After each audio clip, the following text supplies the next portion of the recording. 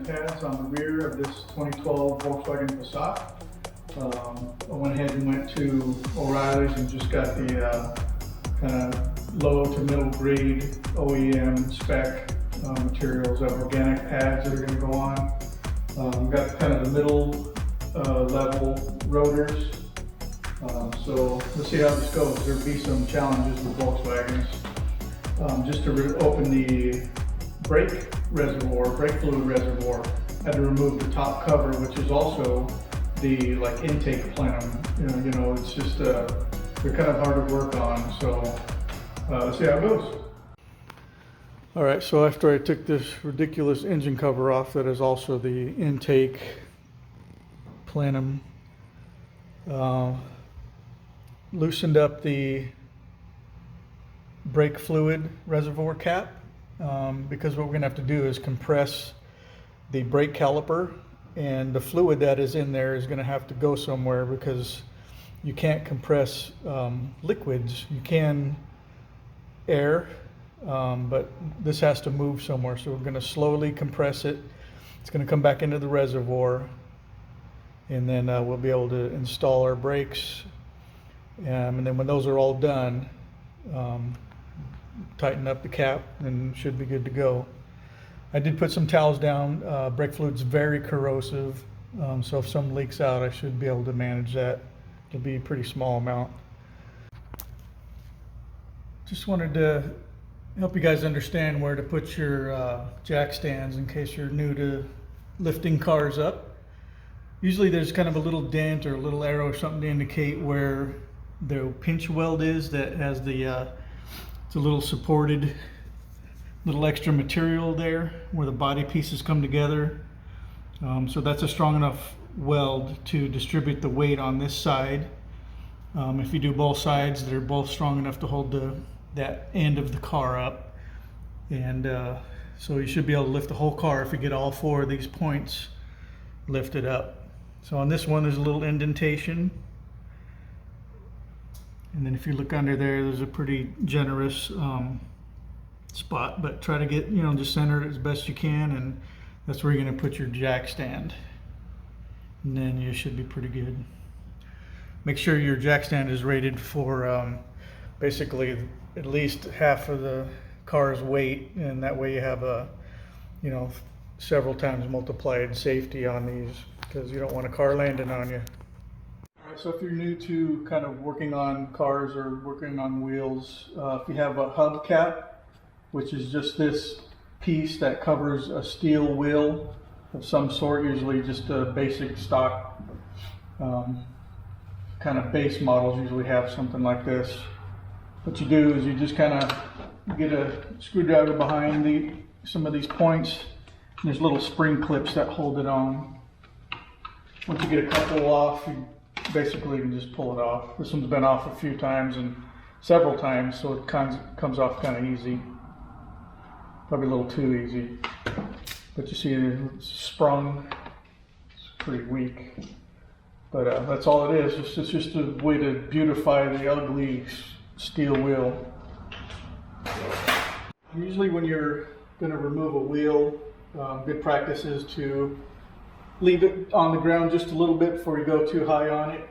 Go ahead and break the torque on your lug nuts, and then you can continue to lift it up, and then go ahead and remove your lugs, take the wheel off. But that keeps it from moving around. This is a wheel, so it's going to turn. A pneumatic powered impact wrench. It's basically just a powerful socket driver. It does come with you should get some stronger sockets with it, because it does impact, and you can basically tear open a standard socket using some of these wrenches. This is a 17 millimeter impact socket, and this is what I'm going to use to remove the... I'll go ahead and show you how to just loosen the torque on it.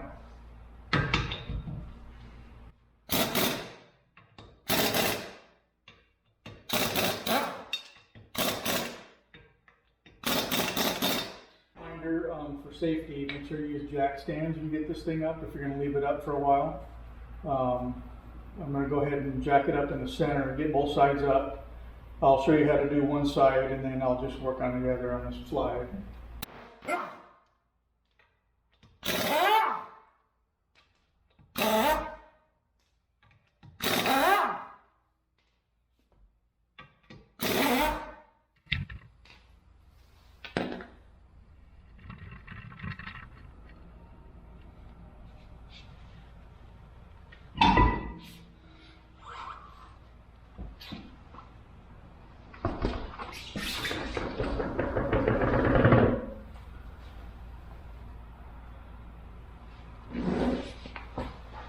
Alright, so the reason I'm going to replace these rotors is because it's hard to find a place that'll turn them anymore for you. You used to be able to take them down to any shop basically, and as long as it's not thinner than is safe, there's usually a spec on that from the OEM. They'll turn it for you, give you a nice clean finish. But these have never been replaced since we've owned it, and so we're going to go ahead and replace it. It's starting to squeak, which means these are probably worn into the warning material pretty good, and there's just a ton of gouges, and I could tell that we were just going to have to get it replaced. So basically, this one screw is a Torx head. This is holding the hub piece on to the axle hub. So what we're going to do is remove the brake caliper piece, the carrier here for the whole brake system. You know, this pinches together, but this also free floats. And so we're going to loosen these bolts, take this off out of the way. I'm going to loosen this. Hopefully, the only thing I'm worried about is this thing stripping. See how it goes. And then hopefully this will come out. Might have to whack it a little bit, break it loose. Been on here for a while. That kind of corrosion on that surface behind there between the axle hub flange there and the inside of this caliper rotor are kind of going to always be a little bit seized together. So let's see how this goes. What I'm going to do is take a 13mm box end wrench on this. And then this is just a square nut. I'm going to go ahead and grab that with a 19 and see if I can get that loose. Nice. See that little pinching move? That helps you get some leverage. It's all about physics.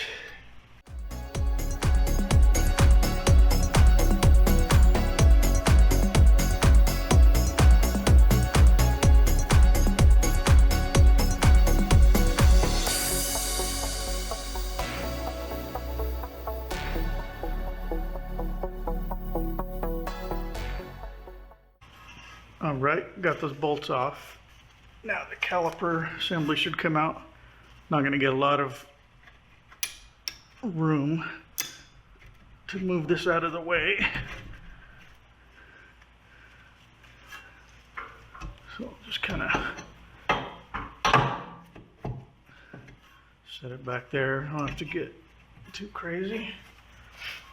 Now there's a couple bolts back here that are going to be interesting.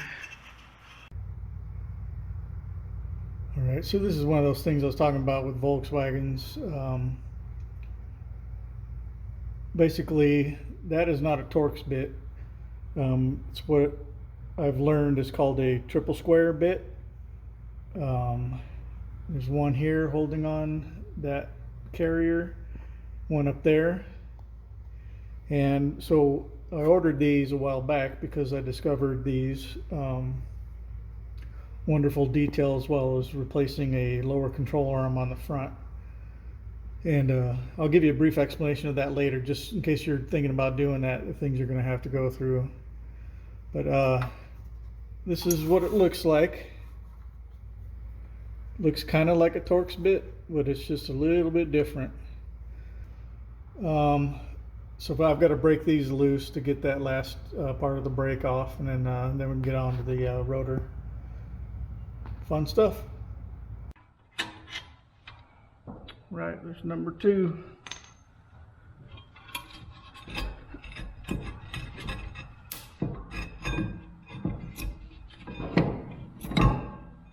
Okay, so this is the carrier that holds the pads, and these slide on these guides here, in and out. These weren't, these were, these are shot. Basically, I'm just going to take this off, clean a little bit, take these out, put the new ones in. I'll show you that as much as I can. Pretty straightforward. These are symmetrical, so pretty hard to mess them up front and back, but some are a little unique. So this one will be pretty good. And then we don't want to put any stress on these lines, because this is also the emergency brake. So there's a cable that squeezes the caliper when it's stopped, keeps it in a kind of a braking state. And then the fluid line here, so we don't want to kink that. So that's good the way it is. Before I get the brake pads going, now I don't have any sort of anti-rust stuff, so I just want to kind of feel this out, see if this is going to give me any trouble.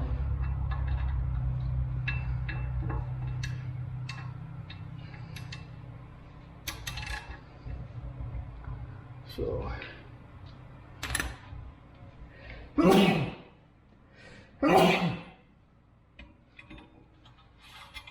because I'm not going to reuse this caliper, I can do something crazy like this.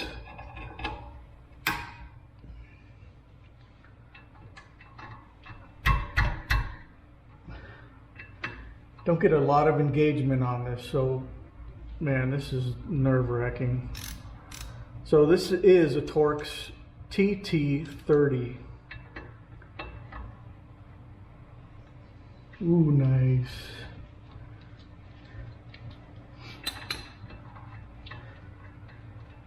And basically the friction, the pinching from attaching the lug bolts and the wheel compressing this caliper onto the actual rotor, the flange, mounting flange. Basically, and then this little screw is just like almost like a little set screw, keeps it from rotating, and it's kind of all there is to it.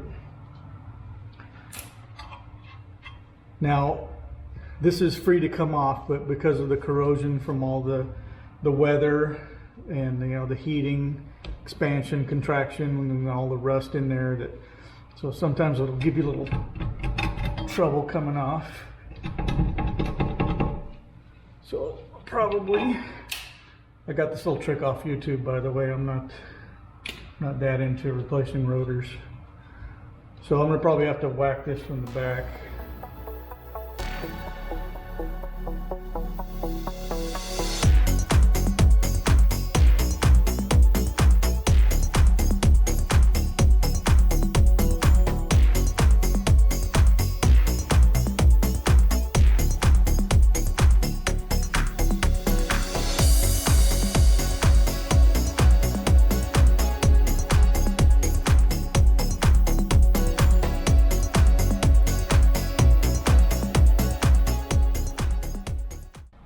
Do the same thing to my brake pad carrier, clean that up a little bit. So basically you just slide these out. Unless you have a kit that comes with these retainers, keep those in there, make sure you don't lose those, make sure you don't break them. Remember this mounting, look for the rivets, that's outside. And then this surface, I'll show you the clean ones, is going to go on the inside. Look at this one, is cracked from the wear, the heat. Look how polished that is. So I'm going to take this guy out.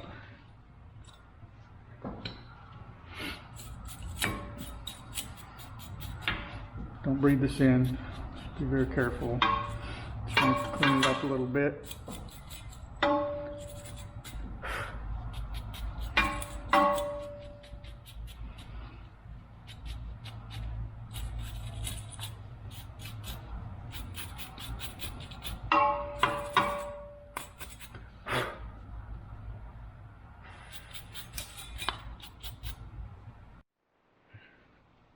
Make sure you have yourself some brake cleaning fluid also.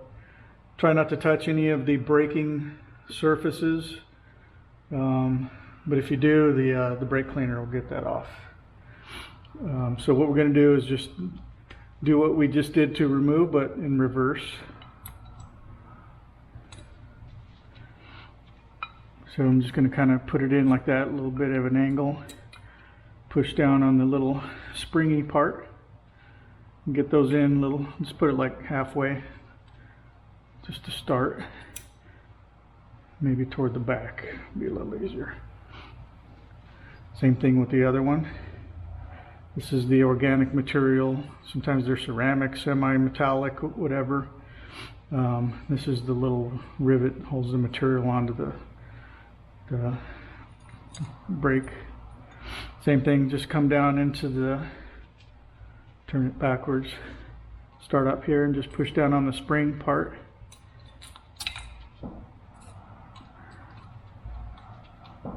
Slide it in. Just keep it about like that, maybe toward the back.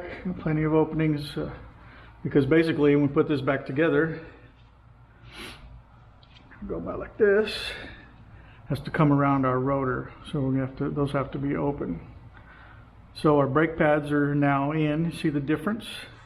The others were about a little less than 1/4 of an inch, but they were also damaged and highly polished.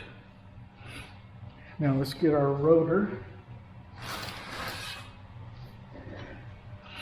So our new rotor looks like. It's already nice and abraded, so that it won't squeak or anything too much when you get started.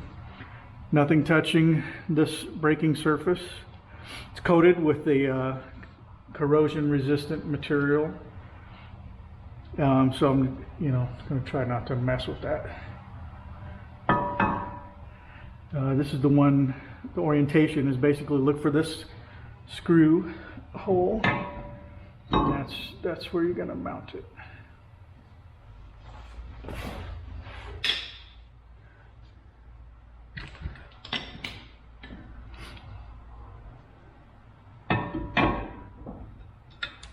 All right, that was great.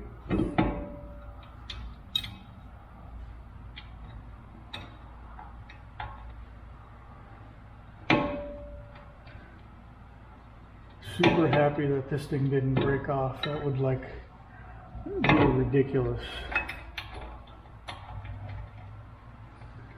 I couldn't find the torque on that, and chances are I don't have anything to measure that low. So I put it on with about the same force. It wasn't on there too tight. It's just to keep this thing from rotating around. So new rotor's on, got my new brake pads. All right, so those monster bolts that were holding this on, I'm gonna have to get this back on. See, I got give myself some room to come around the caliper, the rotor. Try not to touch that if at all possible. Here's our monster carrier bolts.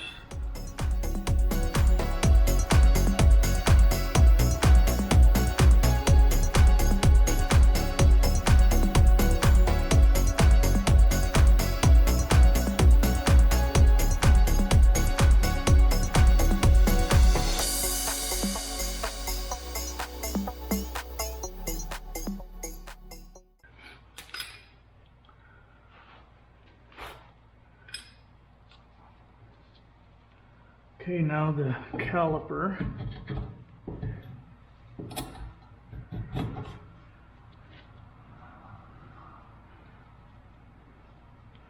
So caliper is basically something that pinches, comes in. As you can see, not quite fitting. So what we have to do is compress this. And I'm going to use this. I got this at a hardware store, auto parts store, and basically it's going to fit in between there, and then I'm going to screw this in and it'll push that caliper in.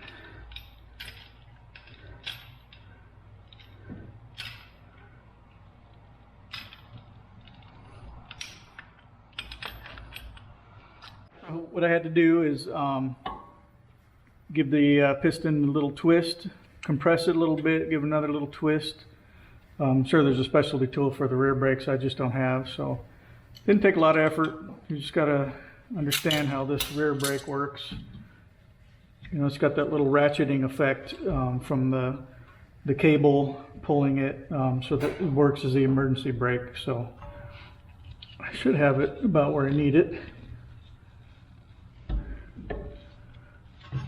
So what I'm going to do is quickly take this off, push it on, boom, and then we just put our little bolts on.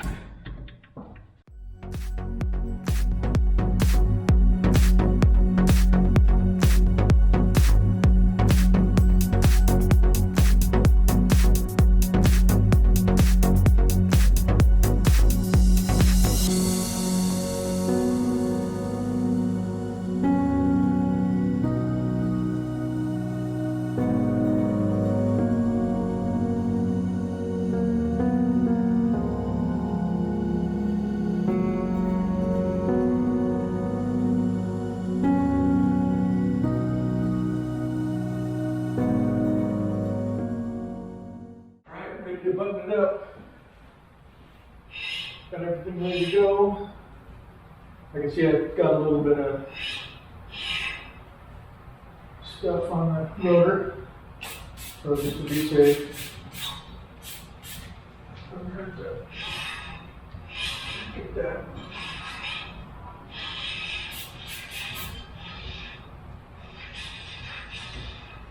Have some clean.